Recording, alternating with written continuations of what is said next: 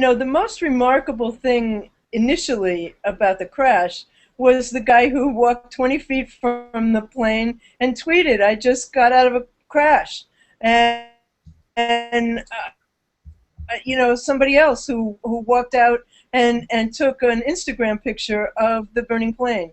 And what happened was, as has happened in every other disaster, is that obviously the people on the ground, unless they were working for a news organization, are going to be more likely to be tweeting than working with a wire service. So Twitter gets there first. But then, unfortunately, as happened with Boston and as happened in many instances, a lot of speculation starts to happen, and the news organizations are trying to follow the rules of vetting their information before they broadcast it, because if you start saying, 200 people are dead when 2 people are dead, this is very upsetting to the 198 people's family who are still alive. So news organizations, the rule of thumb in journalism is to confirm your source 3 different ways. And in a disaster, it's quite obvious to anybody who's ever watched CNBC that they don't do that, but they do at least try and get some confirmation. Whereas on Twitter, people just tweet their little hearts out for,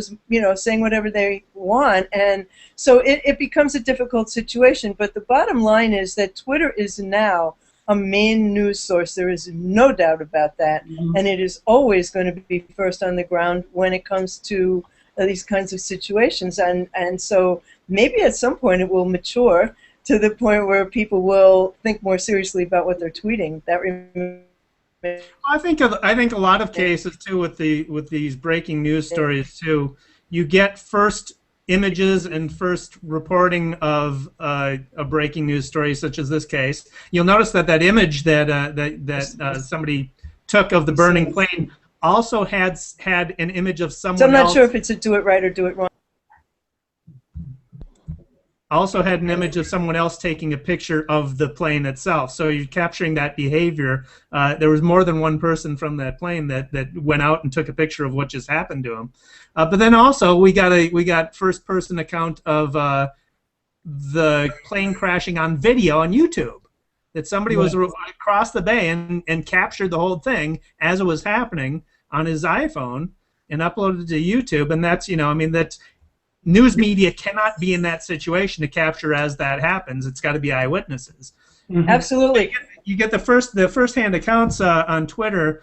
News media comes and fills in the facts later. So I think we're trying to figure out what a peaceful coexistence, basically, between traditional media and social media is.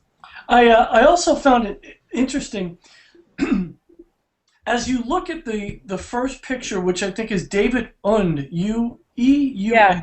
David Und.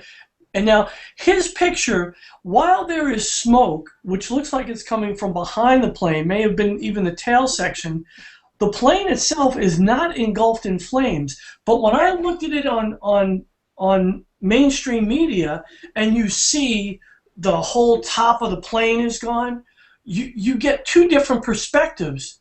As you look at the mainstream media and they say that there's 90 survivors or whatever, and you think, wow, how did that happen? Well, when you look at the plane with the tail fell off and the roof is gone, absolutely, you wonder how anybody walked away from it. But, when a fire starts, it spreads so fast. So when he walked away from the plane, the fire hadn't spread yet. I mean, you have only seconds in these situations. Exactly, but as I guess my point on this one is, you can see the chronology, and you can almost be, you get more involved in the investigation, and you're more informed about the investigation because. When you're there. Say that again? When you're there, when you feel like you're there. Well, and you feel like you're there because you have these initial images from social media, and you see, so you get these initial images from social media that give you a more fuller picture, and then you take this into account as you're listening to the mainstream media. The one thing I will say from a PR perspective, and I know we have a lot of PR folks that listen to this, and in our background, I was a little miffed that Asiana Airlines did not have a statement at the same time that some of the initial press conferences were going on. Now, I realize that there is, I think it's a Lawyers, that's lawyers. lawyers, but there's also like a 15-hour difference, but I will. I think that the airline should have reacted quicker.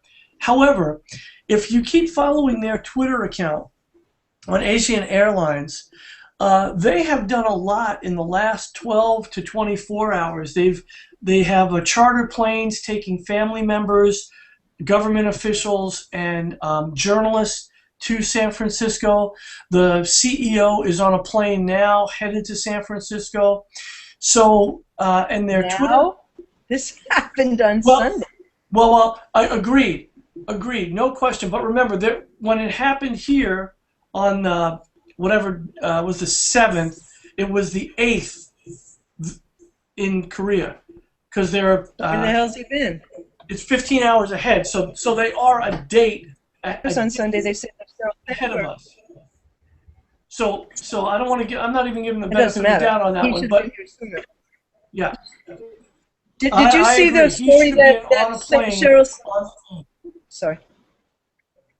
Did you see this story that said that Sheryl Sandberg was supposed to be on that plane? Did you see the story that said that Sheryl Sandberg from Facebook was supposed to be on that plane and she changed her plans at the last minute? Wow. Yeah. It was a story in the Daily News. I don't know whether that story is true or not true. I saw that. You saw it too? So maybe it is true. Wow. She said she wanted to use her frequent flyer miles for her family or something like that. Wow. You know, it's really kind of an incredible thing. Well, let's follow that up with David on The Daily Numbers. That's on Twitter as The Daily Numbers. And then he's at D. Erickson as well on Twitter and E-Strategy Blog. BL you can follow on whatsnextblog.com. She contributes to Ad Age. Got a story coming out tomorrow. Say that again? Got a story coming out tomorrow or Thursday. What's it on? On why you need to be on, the top 3 reasons why you need to be on Google+. Okay. Love it. Love it. And also why your strategy needs to be different. Love it. We should do something just dedicated to that, BL. I would like to do another topic for a Beyond Social Media extra. What do you think of that? Good idea, Albert. Great idea. I'm glad I listened to you and then echo it later. I'm Albert Maruggi. You can find me on ProvidentPartners.net and as Albert Maruggi on Twitter. Thanks so much for joining us on the Beyond Social Media show.